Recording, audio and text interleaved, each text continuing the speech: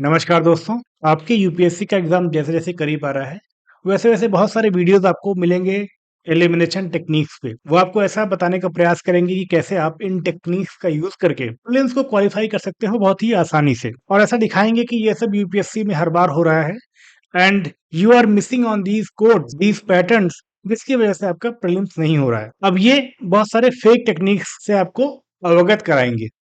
Fake इसलिए क्योंकि उनका कोई लॉजिकल बेस नहीं है, उनका कोई रियलिटी से कोई नाता नहीं है। अब यूपीएससी जब प्रीलिम्स का एग्जाम लेती है तो उसका मोटिव ये तो नहीं रहता ना कि वो आपको पैटर्न ढूंढने को बोले या पैटर्न डिसाइफर कर पाए, वो आपसे एक्सपेक्ट कर रही हो।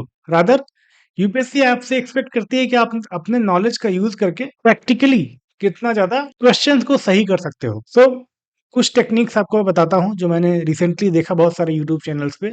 जैसे कि एक कोई फैकल्टी बता रहे थे किसी स्टेटमेंट में अगर रिसेंटली लिखा है तो इसका मतलब है कि वो स्टेटमेंट रॉन्ग होगा, और उन्होंने एक दो एग्जाम्पल्स के थ्रू इसको जस्टिफाई भी किया। अब दिक्कत ये है कि जब मैंने इसको थोड़ा और देखा पीवाईक्यूज में जाके, तो मुझे देखा कि बहुत सारे क्वेश्चन ऐसे हैं जिसमें रिसेंटली वर्ड यूज हुआ है बट वो स्टेटमेंट सही भी है। सो आप समझ रहे हो कि कैसे मिसगाइड कर रहे हैं आप बच्चों को, क्योंकि आपको व्यूज चाहिए। ऐसे ही एक अलग वीडियो में एक और टेक्निक की बात कर रहे थे गुरुजी, और उसमें उन्होंने बताया कि अगर दो सेंटेंसेस दिए गए हैं और दोनों सेंटेंसेस में कोई एक पार्ट सेम है तो उन दोनों सेंटेंसेस में से एक ही सेंटेंस सही होगा।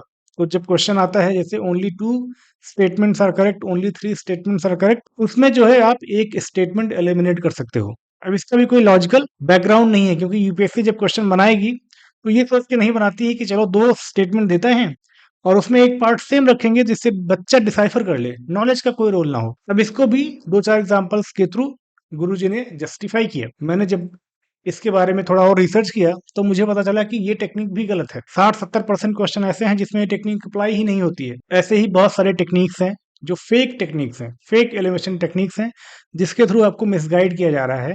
अब इसके बहुत सारे नुकसान हो सकते हैं, जैसे कि आपका माइंडसेट बन गया तो एग्जामिनेशन हॉल में आप अपना माइंड ना यूज करके आप इन एलिमिनेशन टेक्निक्स के ऊपर ज्यादा भरोसा करोगे, और उससे क्या होगा कि आपका जो नॉलेज है वो बैक सीट ले लेगा और ये टेक्निक्स जो है वो फ्रंट सीट ले लेंगी, और उसके चक्कर में आपके बहुत सारे क्वेश्चंस गलत हो जाएंगे। एंड दूसरा, क्योंकि इतनी सारी टेक्निक्स को ये लोग प्रमोट कर रहे हैं कि आप जो मेन टेक्निक्स है एलिमिनेशन की, जो बेसिक टेक्निक्स है जो कि हमेशा काम करती हैं, जो जिनका कि लॉजिकल रीजनिंग भी है, जिसको आप जस्टिफाई कर सकते हो कि ये टेक्निक्स क्यों काम करेंगी, वो चीजें आप भूल जाते हो, वो चीजें आप प्रायोरिटाइज नहीं कर पाते हो। अब इतनी सारी टेक्निक को समझने के चक्कर में आप अपना सिलेबस भी रिवाइज नहीं कर पाते हो, जो प्रायोरिटी है आपका।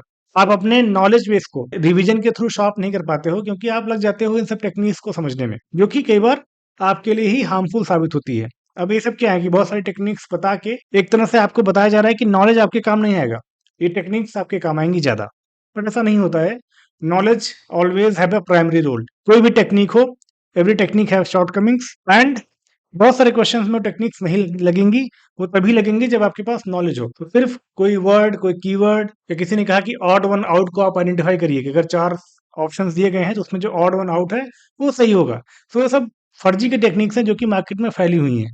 आपको इन पे फोकस नहीं करना है, क्योंकि इससे आपका रिजल्ट खराब होगा। इसका ये मतलब नहीं कि कोई टेक्निक काम नहीं करती है। Obviously there are some logical aspect जहां पे आप अपने दिमाग का यूज करके सही ऑप्शन तक पहुंच सकते हो टू एन एक्सटेंट। पर यहाँ भी आपका जो नॉलेज है that will create a primary base on which you will apply these techniques. हवा में आप नहीं कर सकते हो कि कोई सेंटेंस दिया गया है या चार क्वेश्चन आपने कहीं से रैंडमली उठा लिया और उसको जस्टिफाई कर लिया। ऐसे तो हजारों टेक्निक्स बन जाएंगी। टेक्निक्स का मतलब यह है कि जो अप्लाई हो सके on a larger scale of questions, कि 90% क्वेश्चंस में वो टेक्निक्स अप्लाई हो रही हैं, तब तो माना जाएगा कि वो टेक्निक्स काम करती हैं या इनको आप इम्प्लीमेंट कर सकते हो। तो कुछ टेक्निक्स ऐसी होती हैं जो काम करती हैं, जो सालों साल से काम करती आ रही हैं, उनको आज हम समझेंगे। तो ऐसे मैंने 5 मेजर टेक्निक्स को आइडेंटिफाई किया है जो हमेशा काम करती हैं, जिनका एक लॉजिकल बैकग्राउंड है, जो कि फेक एलिमिनेशन टेक्निक्स नहीं है, और गैदरिंग योर अटेंशन। अब उसको स्टार्ट करने के पहले भी मैं आपको कुछ बता देता हूँ कि ये टेक्निक्स कैसे काम करती हैं। तो कोई भी जो एलिमिनेशन टेक्निक होती है, इसके काम करने के लिए कुछ चीजें इंपॉर्टेंट हैं। एक तो नॉलेज बेस आपका होना चाहिए। अब जो ये लोग वीडियोस बना रहे हैं, इनके हिसाब से अगर माना जाए तो कोई भी इनकी टेक्निक्स को समझ ले, रट ले, उसका प्रीलिम्स हो जाएगा, उसको पढ़ने की जरूरत नहीं है। तो ये एक बहुत ही नेगेटिव एस्पेक्ट है कि अभी वो आपको पढ़ने पे फोकस ना करके ये बोल रहे हैं कि आप इन सब टेक्निक्स को सीख लो, हमारे वीडियोस देख लो 5-5 बार, और you will be able to qualify the prelims examination, जो कि सही नहीं है, जो कि सत्य नहीं है। वो आपका ज्यादा नुकसान करेंगे instead of doing you a favour. तो अगर आपको एलिमिनेशन टेक्निक्स जो कि सालों साल से चली आ रही हैं, सालों साल से अप्लाई हो रही हैं, इवन इन 2023 जब बहुत सारी टेक्निक्स नहीं लगी थी तब भी ये सारी टेक्निक्स लगी हैं उस साल भी, उसका एग्जांपल भी मैं आपको दूंगा लॉजिकल रीजनिंग के साथ। So before going into that, पहले समझते हैं कि क्या क्या 3 चीजें ऐसी हैं जो जरूरी है आपके पास होना, जिसके बाद ही आप इन टेक्निक्स का यूज कर पाओगे। तो एक तो हो गया नॉलेज बेस। आपका नॉलेज बेस ठीक ठाक होना चाहिए। Without having a good knowledge base आप कोई भी टेक्निक अप्लाई नहीं कर पाओगे।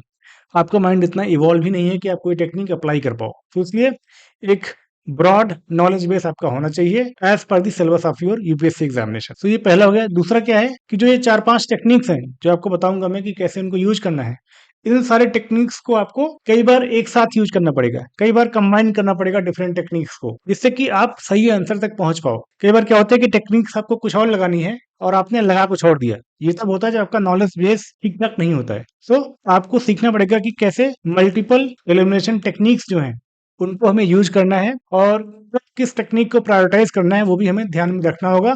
और वो आपको तभी आएगा जब आपका नॉलेज बेस ठीक ठाक होगा। तो ये दूसरा चीज है। Third, which is the most important thing in techniques को यूज करने के लिए, वो है कॉमन सेंस और attention to details. So common sense and attention to details आपके पास होनी चाहिए। इसके थ्रू ही बहुत सारे क्वेश्चन आपके सॉल्व हो जाएंगे। सो अगर आपके पास नॉलेज बेस है और जो मैं अभी 5 टेक्निक्स बताऊंगा उनके बारे में आपको ठीक ठाक पता है, साथ में उनको आप समझते हो कि कैसे यूज करना है हमें, अगर कोई क्वेश्चन डिमांड करता है कि 2-3 टेक्निक्स को हम यूज करें, उनकी समझ आपने डेवलप की है, then last one, common sense और अटेंशन टू डिटेल होना चाहिए कि अगर कोई कॉमन सेंस से ऑप्शन एलिमिनेट हो रहा है तो आपको आना चाहिए वो चीज। एग्जामिनेशन हॉल में क्वेश्चंस को आपको डिटेल में समझना पड़ेगा। You have to be very attentive, very focused, जिससे कि कोई भी जो कीवर्ड है वो मिस आपसे ना हो, और आप उसके थ्रू राइट ऑप्शन तक पहुंच पाओ। तो ये जो 3 चीजें हैं जब ये कंबाइंड होंगी तब जाके आप एलिमिनेशन टेक्निक्स का सही तरीके से यूज कर पाओगे और राइट ऑप्शन तक पहुंच पाओगे, जो कि रिक्वायर्ड है in the UPSC prelims examination. So इन सारी टेक्निक्स को समझते हैं